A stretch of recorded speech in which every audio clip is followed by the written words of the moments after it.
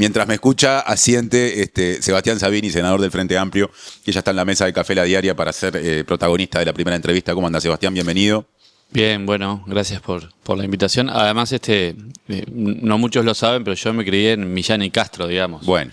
Hasta los 10, 11 años. Entonces, tenía familiares, bueno, en Paso Molino, en Belvedere, claro, en Garzón, y andábamos con mis hermanos en bicicleta por ahí en la década del 80. Así que, sí, esas imágenes de Fernando Cabrera. Y además que mi viejo siempre escuchó Fernando Cabrera en casa, cassette y disco de vinilo, así que totalmente identificado, digamos. Conecta por todos lados, ¿no? Así que sos de esa zona del Prado Norte, ¿no? Sí, pasando el arroyo Miguelete. Ahí está.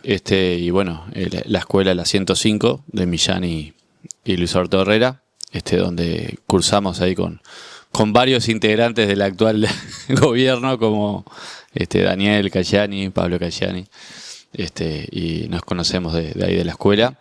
Y después sí, ya me mudé para la zona de Las Piedras.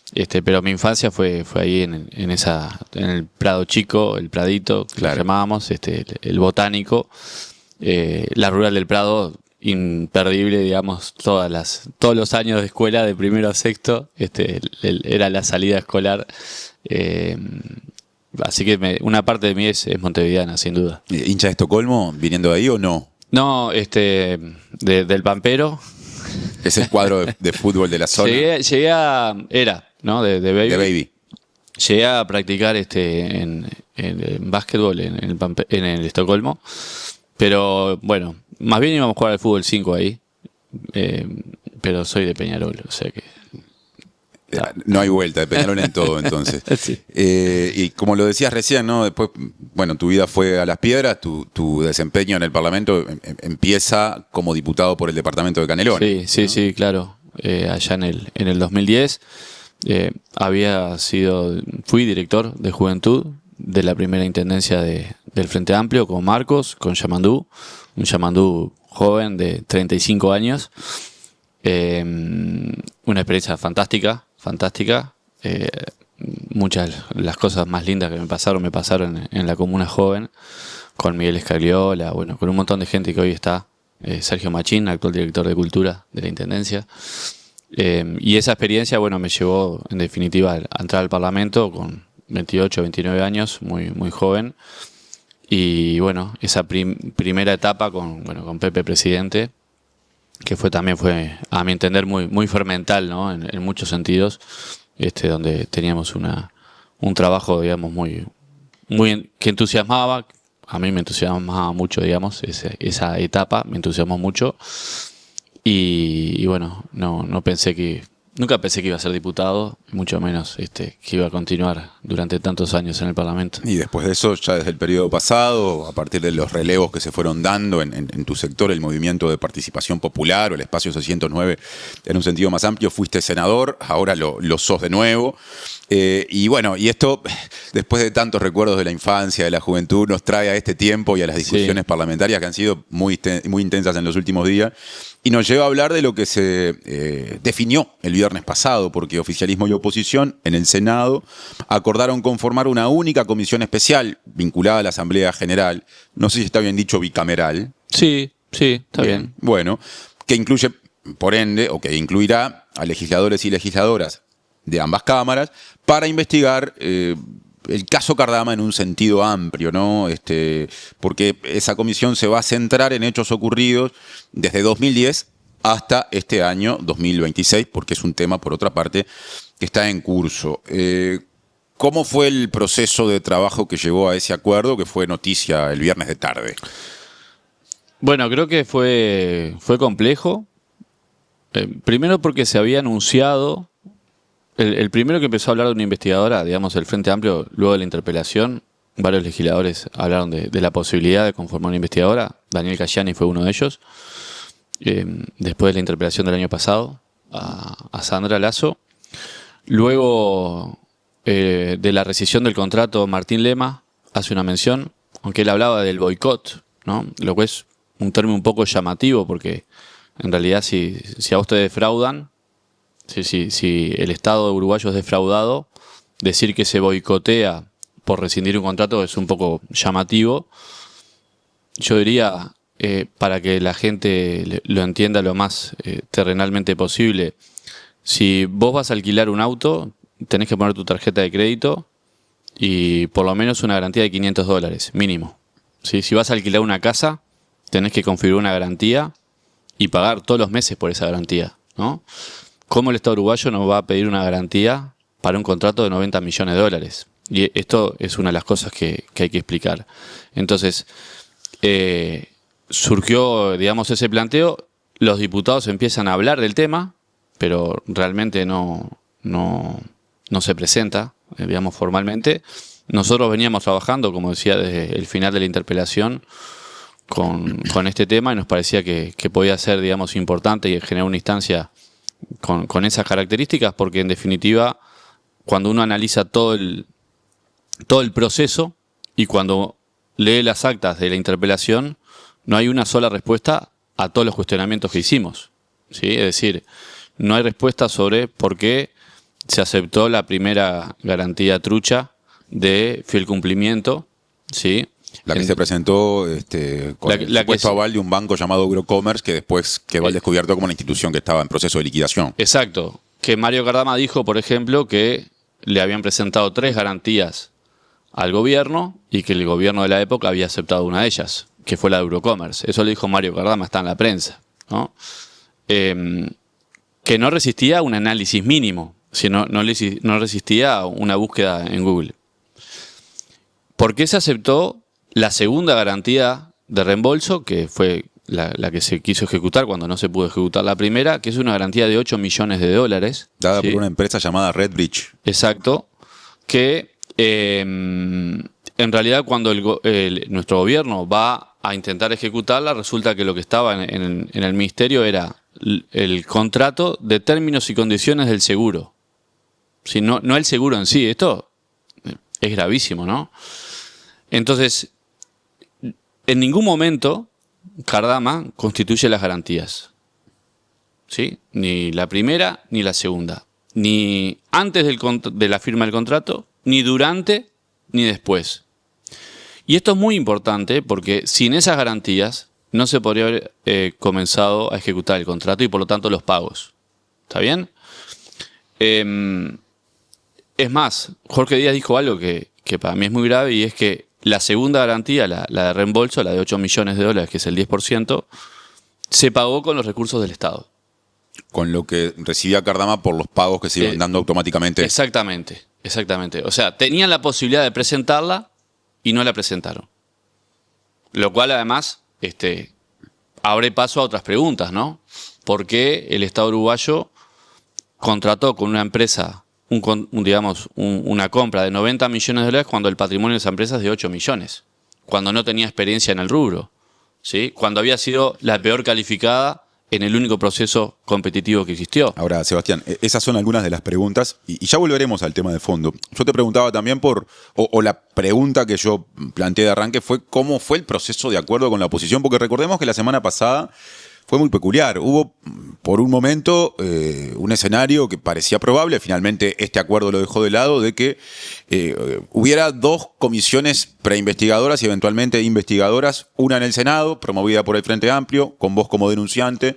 Allí el Frente Amplio tiene mayoría y aparte reviste Javier García, que es en esta discusión una persona muy importante porque fue ministro de Defensa Nacional, hoy senador del Partido Nacional, y la oposición hacía lo propio, pero en la Cámara Baja, donde el Frente Amplio no tiene mayoría y, entre otras cosas, proponiendo que se investigara un periodo mucho mayor, que arrancaba, si no me equivoco, en el año 2004. Eso termina en este acuerdo, ¿no? Este acuerdo me da la impresión de que coloca, por lo menos en términos temporales, un punto intermedio, porque se va a investigar desde 2010 a la fecha, ¿no? Lo decía yo al comienzo. Bueno, ¿por qué ese periodo? A ver, yo me iba, digamos, a los argumentos del por qué, porque justamente lo que propuso en Juan Martín Rodríguez no tiene nada que ver con este tema. Es decir, hablan solo de la rescisión. ¿Y cómo se puede hablar de la rescisión sin hablar del proceso? ¿Sí? Y es una cosa evidente. Es decir, se propone una investigadora y no se menciona que el Estado uruguayo fue estafado. Que tuvimos varias investigaciones y algunas de ellas están en curso todavía en los ministerios. Entonces se intenta poner el foco en cuestiones que no son las trascendentes ni las importantes. Ahora, a mi entender, era muy difícil de explicar que tuviéramos 2 comisiones investigadoras, a pesar de que nosotros, digamos, presentamos el martes de Carnaval la propuesta de la bancada del Frente Amplio. Era difícil explicar por qué 2 comisiones. Explicárselo a quién, a la gente, a la ciudadanía. Sí, yo creo que era un bochorno. Hubiera sido absolutamente bochornoso decir que el sistema político no se puede poner de acuerdo para investigar algo que todos entendemos que hay que investigar, aunque pongamos el foco en diferentes aspectos. Entonces, era necesario, a mi entender, dar una señal de racionalidad, ¿no? Decir, bueno, si todos queremos investigar, lleguemos a un punto de acuerdo en el cual el sistema parlamentario establece algo que nunca había pasado, que es una comisión bicameral, una comisión de la Asamblea General para una investigación. Eso nunca había ocurrido, no hay antecedentes. Eso marca también la importancia del tema, ¿sí? Porque no solo algunos le han intentado, digamos, bajar el precio, ¿no? Pero si acá hay irregularidades, si acá hubo funcionarios públicos que no actuaron de buena fe, si acá el Estado uruguayo va a perder muchos recursos y ya invirtió muchos recursos y no va a lograr, digamos, su objetivo, y cuáles son los intereses que están detrás de todo ese proceso de compra que es fraudulento, es lo que tiene que investigar el Parlamento. Entonces, a nuestro entender, la solución es una solución buena porque da un marco institucional para llevar adelante la investigación, ¿sí? Esto va a permitir convocar diferentes actores en una mirada, digamos, bicameral, que es algo el Parlamento nuestro, no, digamos, las instancias bicamerales no son muchas y las que tenemos no funcionan muy bien, ¿no? Porque las 2 cámaras tienen lógicas de funcionamiento distintos. El Senado funciona más en la mañana con las sesiones y en la tarde las comisiones. Diputados es al revés. Es decir, no es fácil hacer funcionar las comisiones bicamerales por una serie de razones que tienen que ver, por ejemplo, con que los diputados y diputadas muchos son del interior. Bueno, eso tiene una serie de dificultades también de carácter logístico. Pero creo que es una solución razonable, digamos, y que le permite al Parlamento decir, bueno, vamos a trabajar en este tema, pero no vamos a parar el Parlamento por cardama, ¿no? ¿Y por qué la fecha, que era lo que yo te preguntaba? 2010 al presente, 2026. Bueno, nosotros habíamos planteado 2014, porque en el 2014 fue cuando el Senado de la República, en la Comisión de Defensa, plantea una suerte de declaración, ¿sí? En donde establece la necesidad de contar con patrullas oceánicas. Y eso fue un acuerdo, digamos, y en aquel momento estaba Topolansky, Mujica, bueno, la calle Padre, Sarabia, ¿no? Mujica estaba en la presidencia. Una serie de actores, digamos, políticos de peso, y entendíamos que el proceso como tal, el proceso de la adquisición del Estado uruguayo de patrullas oceánicas, comenzaba en ese punto. Y además porque se nos había dicho algo que no era cierto, y era que el Frente Amplio no quería, digamos, incluir sus periodos en una comisión investigadora. Y realmente no... Hay un argumento que es que cae por su propio peso. Primero, que nunca lo dijimos. Nunca dijimos que no queríamos llevar la investigadora a un punto que incluyera la gestión del Frente Amplio. Segundo, que no hay ningún problema con eso. Si nosotros no tenemos ningún problema ni con la rescisión ni con las etapas, digamos, del gobierno frente amplista, porque entendemos que el gobierno actuó bien. O sea, esas cosas van a estar dentro de lo que se va a investigar eventualmente. Y no tenemos ningún inconveniente con eso porque, repito, el gobierno tiene razones de sobra para rescindir el contrato. De sobra y digamos, le asiste la razón y le asiste el derecho de hacerlo. El derecho jurídico de tomar una decisión de rescisión unilateral porque, en primer lugar, este es un contrato que se establece por el TOCAF es un contrato de suministro, ¿está bien? Que el TOCAF establece que puede haber rescisión unilateral, que las garantías son parte constitutiva de ese contrato, y además el propio contrato con Cardama establece que las dos garantías son parte constitutiva del contrato. O sea que en ese campo nosotros estamos muy seguros, muy confiados y muy firmes. Por lo tanto, si la oposición necesitaba incluir ese periodo para acompañar a la investigadora, a nosotros nos parecía bien. Ahora, entendemos que lo sustantivo es lo otro. Sí, lo sustantivo es lo que pasó con Cardama. Lo sustantivo es decir, bueno, ¿por qué un funcionario público político designado por el exministro García decide el 27 de febrero aceptar una cuaderna maestra, que es el plan constructivo, ¿sí? La memoria, en los planos, cuando esa cuaderna maestra no se conocía? ¿A qué funcionario aludís ahí?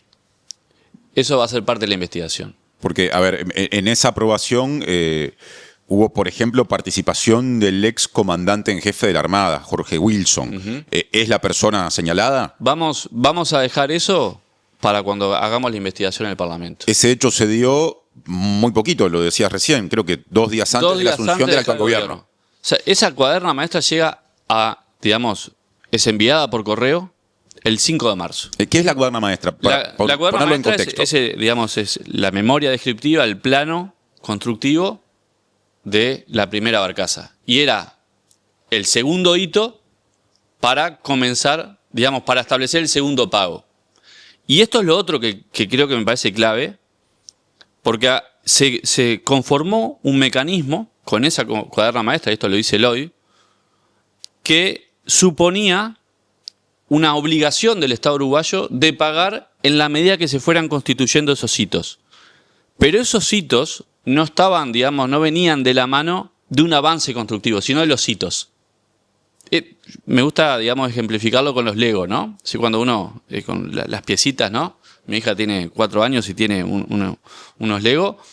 Esto es como si vos fueras construyendo pedazos, pero no el proceso, ¿sí? Y hay un hecho que pasó hace muy poquito, hace nada, donde Cardama intenta cumplir un hito, que es el hito de la segunda quilla, de la segunda OPB, que estaba establecido para abril de este año.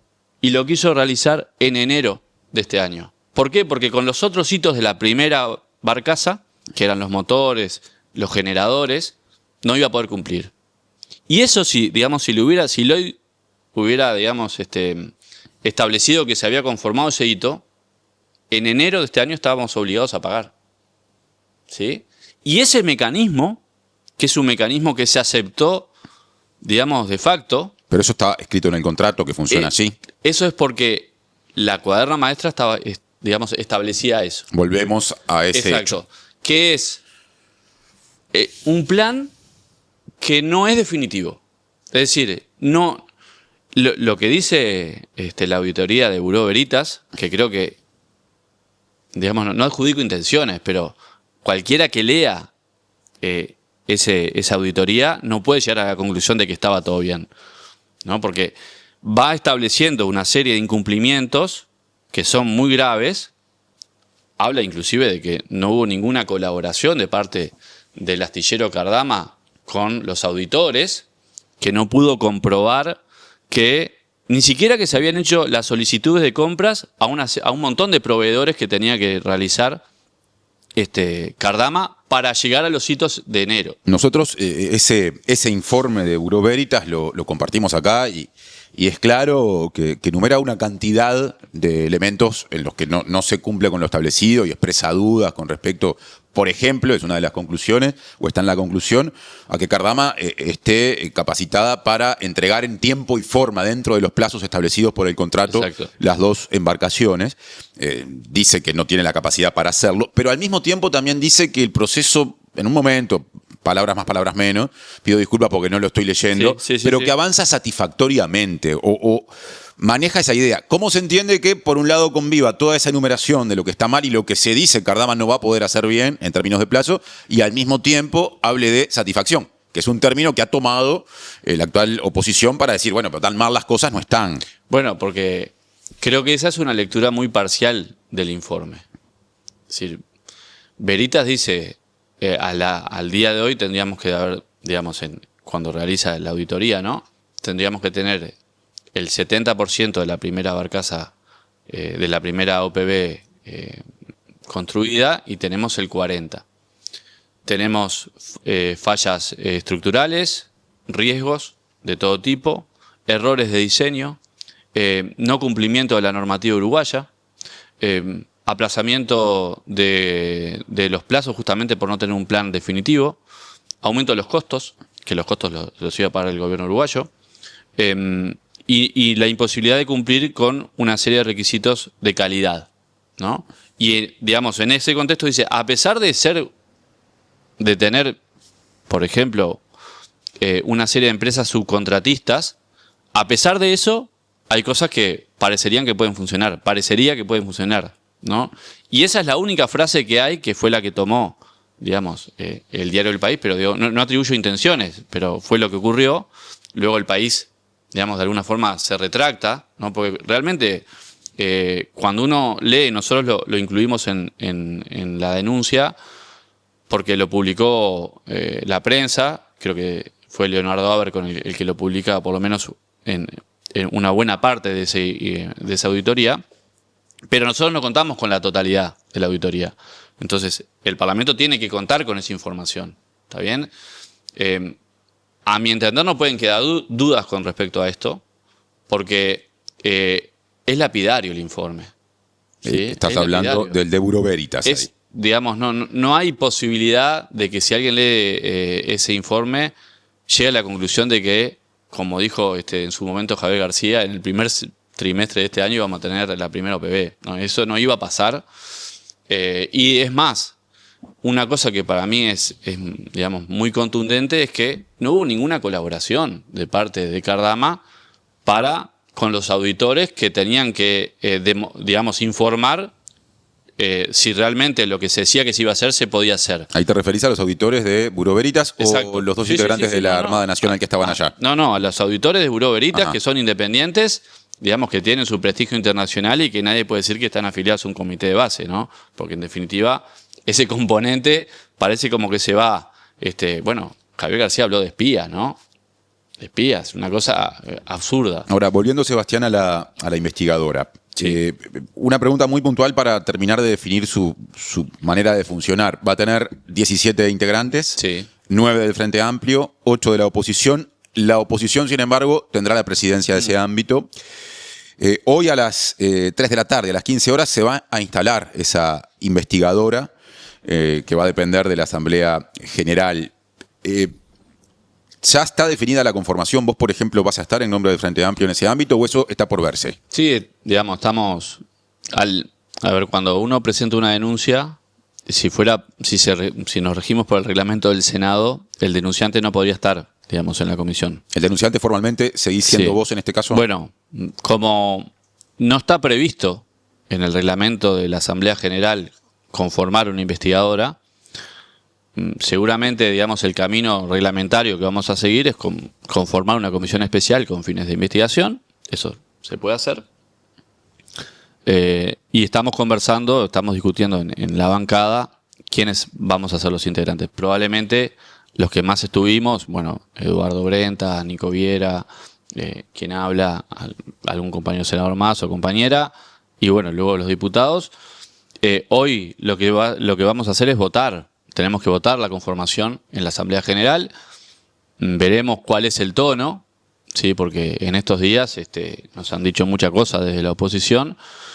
Espero que podamos tener un trabajo acorde, y esto quiere decir tener un plan de trabajo en donde, a nuestro entender, hay algunos actores de la Armada que tienen que ir a la comisión. Yo te iba a preguntar por eso después de definir justamente la forma de funcionar. Una pregunta más de la forma de funcionar. Vamos a, digamos, eso hay que conversarlo, porque esto, digamos, el acuerdo fue el día viernes, pero bueno, evidentemente que tenemos que tener un funcionamiento relativamente periódico para cumplir con los plazos, que son 6 meses, ¿no? ¿Quién va a presidir a la comisión? Bueno, ¿La oposición ya pasó un nombre? No, todavía no se sabe eso. No lo sé. Bueno, y ahora sí, yendo al cronograma de citaciones. Jorge Wilson, por ejemplo, el ex comandante en jefe de la Armada, ¿va a ser citado? nosotros tenemos una serie de nombres que claramente quienes cumplieron roles claves en determinados momentos, a mi entender, deberían participar, ¿sí? Y quienes, por ejemplo, en estos días han salido algunos comentarios muy lapidarios también, ¿no? En el caso de Del Piazzo. Ahí te referís a los informes jurídicos. Claro, durante todo el proceso, el Banco República le planteó al Ministerio de Defensa que tenía que tener que contratara una asesoría jurídica y que contratara un asesor contable, ¿sí? Hasta donde sabemos, esto es parte de lo que hay que profundizar, hacia la parte contable no se le prestó atención y la parte jurídica se contrató a Del Piazzo. Creo que queda muy de manifiesta la postura que tiene Del Piazzo, es decir, Del Piazzo entiende, según esos audios, ¿no? Entiende que las garantías eran reales. Audios publicados por Búsqueda la semana pasada. Sí, claro. A esos te referís. Que eran reales, pero que el proceso era desprolijo. Él habla de ponchazos, ¿no? Dice, bueno, vamos a hablar con un abogado de la empresa para explicar qué es lo que precisamos, porque lo que nos están dando no está certificando lo que nosotros precisamos. No, eso es lo que dice Del Piazzo. Pero ese es un episodio de un proceso que es más largo, ¿no? Porque todo el procedimiento de las garantías, digamos, está plagado de irregularidades. Plagado. El primero es que tenían que establecer garantía a los 45 días y lo hicieron a los 11 meses. Ese es el primero. El segundo es que el contrato decía que las garantías tenían que ser por 42 meses y eran por 12 meses. Es decir, se cambió el contrato a medida, ¿no? Bueno, después ya nos enteramos que además esa garantía era absolutamente trucha, ¿no? Con documentos apócrifos, sin traducir, sin apostillar. Luego nos enteramos que eran copias de otros documentos, ¿sí? Allí hay algunos informes que también creo que tenemos que contar como Parlamento, es decir, informes que se realizan algunos desde España, las investigaciones administrativas de los diferentes organismos del Estado, que fueron, digamos, en todo este proceso las garantías consultadas. Por ejemplo, hubo un rol que jugó el Banco de Seguros, ¿sí? El Banco República, el Ministerio de Interior, el Ministerio de Defensa, el Ministerio de Economía, y toda esa información, que es mucha, creo que el Parlamento tiene que contar con ella. Wilson, Musso, digamos, son algunos de los que nosotros entendemos que tienen que participar Del Piazzo. Musso es otro ex integrante de la Armada. Exacto. Que en su momento se opuso a la elección de Cardama, o yo no quiero equivocarme, pero expresó reparos con respecto a esa elección durante el periodo pasado. Estamos hablando de él. Exactamente, digamos, y seguramente surjan otros. Bueno, ahí va. Seguramente surjan otros, pero no nos queremos, digamos, adelantar. Primero, a ver, sabemos que el Parlamento no es un juzgado, ¿no? Digo, porque algunos legisladores tienen como un poco esa mirada, ¿no? De que el Parlamento tiene un rol institucional que es de contralor del Poder Ejecutivo, de las acciones del Poder Ejecutivo, y en todo caso establecerá a su real saber y entender las responsabilidades políticas. Bueno, pero ¿sí? Ya que decís lo político, quiero pasar a otros nombres. Dale. Solo por un tema de que también ya ha avanzado buena parte del tiempo del que disponemos para la entrevista. Dale. Cuando vos mencionaste recién lo que publicó Búsqueda la semana pasada, sí, ¿no? Esas conversaciones con audios incluidos entre el estudio Del Piazzo, que hacía ese asesoramiento y elaboraba informes para el Ministerio de Defensa Nacional, y un representante del ministerio. Ahí la persona que desarrollaba esa tarea, que de alguna forma intermediaba entre la documentación que mandaba Cardama, la recibía y se la pasaba Del Piazzo, es Damián Galó, que fue director de recursos financieros del ministerio durante el periodo pasado. Hoy se desempeña a través de un pase en comisión en el despacho de Javier García, el exministro y senador del Partido Nacional. Esos comentarios que desde el estudio Del Piazzo se hacían con respecto a lo que se entendía era falta de seriedad o desprolijidad de la documentación que iba mandando Cardama, tanto con respecto a la garantía de fiel cumplimiento como a la garantía de reembolso, los recibía Galó. ¿Ustedes entienden que Galó también es un funcionario que tiene que pasar por la comisión investigadora? A ver, Martín, este proceso de compra no tiene un expediente. Si yo le digo a la gente que un proceso de compra de 90 millones de dólares no tiene un expediente, no me cree. ¿Y cómo es eso? ¿Pero cómo Bueno, consta o cómo se formalizó? Es parte de toda la desprolijidad, ¿sí? Donde se iba constituyendo, digamos, actos administrativos a través de correos, ¿sí? A través de mails, ¿sí? Eso es parte de lo que el Ministerio de Defensa está investigando. Y en la medida que surjan determinados actores claves, podría ser uno, nosotros creo que van a tener o los vamos a invitar a que concurran a ver si pueden explicar algunas cosas, ¿no? ¿Alguien le tiene que explicar al Parlamento cómo se constituyó una garantía de 8 millones de dólares que no es una garantía, que es un contrato? Ahí te referís a la de reembolso. Exacto. Alguien tiene que explicarle al Parlamento por qué se aceptó una coberna maestra que no vieron, porque llegó después de la aceptación y eso ejecutó un pago de casi 10 millones de dólares. Alguien le tiene que explicar al Parlamento por qué, según Mario Cardama, se eligió la garantía de Eurocommerce. Bueno, esos son, diría yo, a mi entender, 3 hitos de todo el proceso de Cardama que a mí me hacen muchísimo ruido, ¿sí? De repente hay otros funcionarios también que participaron de ese proceso y que entiendo que van a ser invitados, y esto es parte de lo que tenemos que conversar en la comisión. En el caso de Galó, la Oficina Nacional del Servicio Civil, a través de su investigación administrativa, ya recomendó que se le inicie un sumario administrativo. Ahora, ¿qué pasa con la mirada hacia más arriba? Cuando se dieron estos hechos de los que habla la nota de búsqueda recién mencionada, transcurrían ya los últimos meses del gobierno pasado y el ministro de Defensa Nacional era Armando Castaing-Debat. Sí. ¿Entendés que ahí también hay preguntas para hacer? Bueno, Armando creo que es uno de los que puede dar explicaciones también, ¿sí? Él en agosto del 24 hizo una declaración en la Comisión de Defensa del Senado,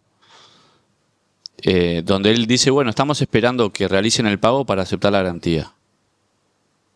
Ese pago, hasta donde yo sé, nunca se produjo, es decir, el depósito, ¿no? A mí me parece que es una persona que tiene cosas para decir, ¿no? Sería interesante que Armando fuera a la investigadora y pudiera dar su visión sobre el tema. El Castaing-Debat, sí. Claro. Además, cuando uno mira la toma de decisión, esto estuvo parado prácticamente 11 meses, ¿sí? En octubre se empiezan a tomar octubre del año, digamos, de la elección, ¿no? Se empiezan a tomar determinadas decisiones y en febrero se toman estas otras. Si el primer pago lo realiza el gobierno de Lacalle y el segundo pago, que es un crédito irrevocable, porque mucha gente del frente nos pregunta, bueno, ¿pero por qué pagaron? Bueno, porque no teníamos, digamos, otra opción que pagar, porque era lo que contractualmente estaba establecido y a lo que el Estado uruguayo estaba obligado a hacer. Ahí sí, si el Estado uruguayo no hubiera pago esos dos segundos, el segundo y el tercer pago, ahí sí estaremos preocupados, porque por la conformación del contrato, por los hitos que mencionaba al principio, estábamos obligados a hacerlo. Cuando se incumplen esos hitos, cuando caen las garantías, que eran parte constitutiva del contrato, ahí teníamos el gobierno, el Estado uruguayo, argumentos de peso para rescindir.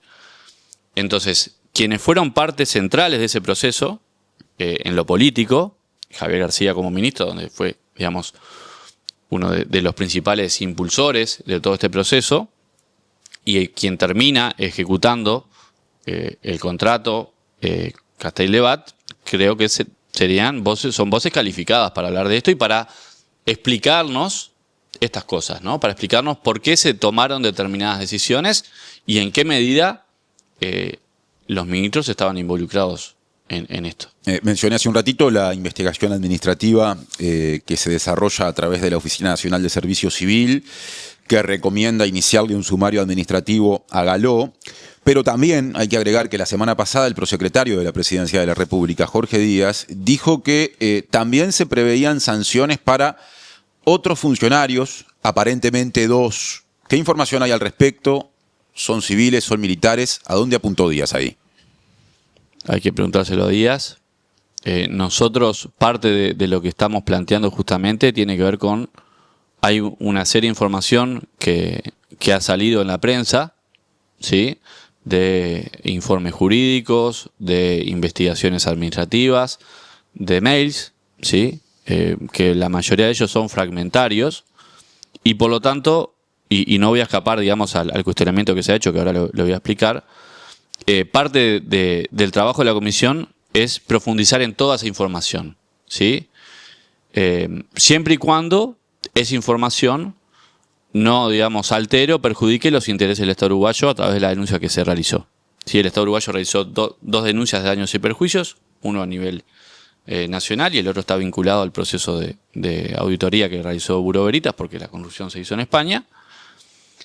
El que se realizó aquí en la Fiscalía, eso, digamos, está en la carpeta de investigación, y nosotros lo que propusimos, y lo dijimos el otro día en la conferencia de prensa, estamos dispuestos a declarar una sesión secreta si es necesario para proteger los intereses del Estado uruguayo, ¿sí? Y que por lo tanto los senadores y diputados en este caso puedan contar con toda la información. Entiendo que de esa información van a surgir estos elementos, ¿sí? Porque esos elementos algunos ya salieron en la prensa, pero creo que también hay que ser, digamos, responsable, de parte nuestra al menos, para no prejuzgar, ¿sí? Y si surgen otros nombres de funcionarios que estuvieron vinculados, en este caso tú mencionabas uno que trabaja en el Parlamento, bueno, corresponde hacer la convocatoria y luego veremos si realmente se concreta. A mí me parece que serían actores claves, algunos de ellos que tú mencionabas, que son actores claves de este proceso y que vamos a conversar y que correspondería convocarlos. La semana pasada la ministra de Defensa Nacional, Sandra Lasso, dijo en TV Ciudad que a ella le gustaría saber de mano de quién se eligió a Cardama, y en su momento, cuando este tema se hizo público el año pasado, después del primer anuncio de iniciar un proceso de rescisión que hizo el gobierno, el director general del astillero, Mario Cardama, dijo en este espacio que su representante técnico en Uruguay desde hace mucho tiempo es Gerardo Moreira, que es un ex capitán de navío, o sea, un ex integrante de la Armada Uruguaya. ¿Qué pasa con esa parte de la cuestión? El rol de quienes son comisionistas, ¿no? Comisionistas que cobran generalmente 3% cuando a través de licitaciones se concreta un contrato con el Estado y un negocio. Hay también ahí, digamos, un terreno en el que hay que trabajar más. ¿Cómo hay que entender eso que dijo Lasso? Saber de mano de quién se eligió a Cardama. ¿Y qué negocio, no? 3 millones de dólares por traer una empresa a través de una compra directa. A mí me genera las mismas dudas que a Sandra, realmente. Pero tenemos constancia de que, porque eso es algo que se hace habitualmente, tenemos constancia o tiene el Frente Amplio de que Moreira, esta persona que mencioné, embolsó eso. Bueno, nosotros, una de las preguntas que hicimos en la comisión preinvestigadora es quién trajo a Cardama, ¿sí? Porque esto, digamos, ¿quién la trajo y por qué Cardama? ¿Por qué Cardama cuando en el único proceso competitivo que tuvimos quedó quinta? ¿Sí? ¿Por qué se le eligió luego, digamos, a través de un contrato de suministro por compra directa? ¿Y cuáles eran los fundamentos para establecer que Cardama realmente podía hacer lo que decía que iba a hacer? A la luz de lo que ha ocurrido, parecería que Cardama nunca iba a poder cumplir con eso, ¿sí? Creo que tenemos como Estado la responsabilidad de proteger nuestro mar territorial y de proteger los recursos, ¿sí? Porque Uruguay ya pagó 30 millones y si seguíamos por este camino, que era lo que quería hacer la oposición, seguramente íbamos a pagar 60 más y las OPB no iban a estar acá. Entonces, el gobierno no tenía otro camino que hacer lo que hizo Y lo que sí me llama la atención es que los pasos que va a dar la empresa son los que está anunciando o los que anunciaría la oposición. Es decir, tenemos una oposición que en lugar, no toda, ¿no?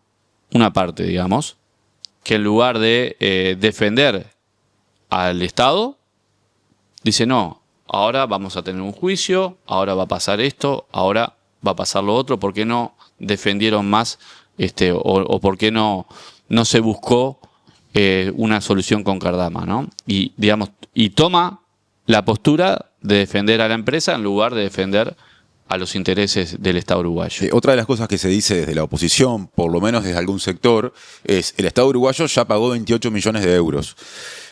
Estos pasos que anuncia el gobierno ponen en riesgo ese dinero en el sentido de que si finalmente este proceso no desemboca en un fallo favorable al Estado, es plata que se pierde o que se perdería en ese escenario. ¿No toma efectivamente un riesgo el gobierno al iniciar igual el proceso de recesión cuando ya entregó 1/3 del total del costo? Bueno, lo que pasa que en la medida que el contrato no debió haberse ejecutado nunca, directamente no se debe haber abonado un peso. El tema es que ya se abonó. Eso Sí, es un hecho consumado. Y lo que quedaba por pagar eran 60 millones. Y lo que pensamos muchos es que si, digamos, por cómo estaba conformado, por esta explicación que yo daba con anterioridad, el contrato, es decir, el pago a través de los hitos, probablemente, a mi entender, lo que hubiera pasado es que íbamos a pagar los 90 millones y no íbamos a tener ninguna OPB. ¿Y no se estudió o no se evaluó en función de me imagino, el vínculo estrecho que tenés con el Poder Ejecutivo que lidera esto, algún escenario de acuerdo intermedio, por aquello de que a veces desde la oposición se recuerda algo así como es un lugar común, ¿no? Muy propio del derecho, más vale un mal acuerdo que un pleito? Bueno, a ver, yo puedo ir a la bicicletería de mi barrio y pedirle que me haga un tanque de guerra. Sí, le pago 50 millones de dólares y el tipo me dice, sí, yo te voy a hacer el tanque de guerra, pero no va a poder. Y no va a poder porque nunca lo hizo. Porque la bicicletería del barrio nunca hizo un tanque de guerra y Cardama nunca hizo una OPB de 90 millones de dólares. No tenía la experiencia, no tenía el conocimiento, no tenía la capacidad, no lo podía hacer. Y eso es lo que establece justamente la auditoría de Bureau Veritas. Y no lo digo en contra de las bicicleterías, ¿no? Anduve en bicicleta bastante. Pero evidentemente esa capacidad no estaba instalada. Y a mi entender ni siquiera existió la voluntad real de hacerlo. Porque si hubiera existido esa voluntad, lo primero que hubiera realizado Cardama era pedir el permiso de construcción con los requisitos de bandera uruguaya. Eso no pasó nunca. No pasó nunca. Es decir, se estaba construyendo 2 OPB en Vigo para funcionar según la normativa uruguaya, algo que estaba establecido en el contrato, pero que Cardama jamás inició el trámite para eso. Y ese hecho, cuando uno lo junta con todos los demás, con que no se cumplió, digamos, con que tuvimos por lo menos 7 incumplimientos, bueno, creo que dan un escenario de que no iba a pasar eso. De que lo que dijo Javier García, que en el primer trimestre del 26 íbamos a tener la primera OPB, no iba a pasar. Y repito, me gustaría que quienes les gustan estos temas lean ese informe, porque no deja ningún lugar a dudas que no solo no íbamos a tener, en todo caso, lo que podría haber llegado, sin duda que pondría en riesgo hasta los marineros del Armado Uruguayo. Sebastián Sabini, senador del Frente Amplio, muchas gracias por la visita a la mañana de La Diaria. Un gustazo.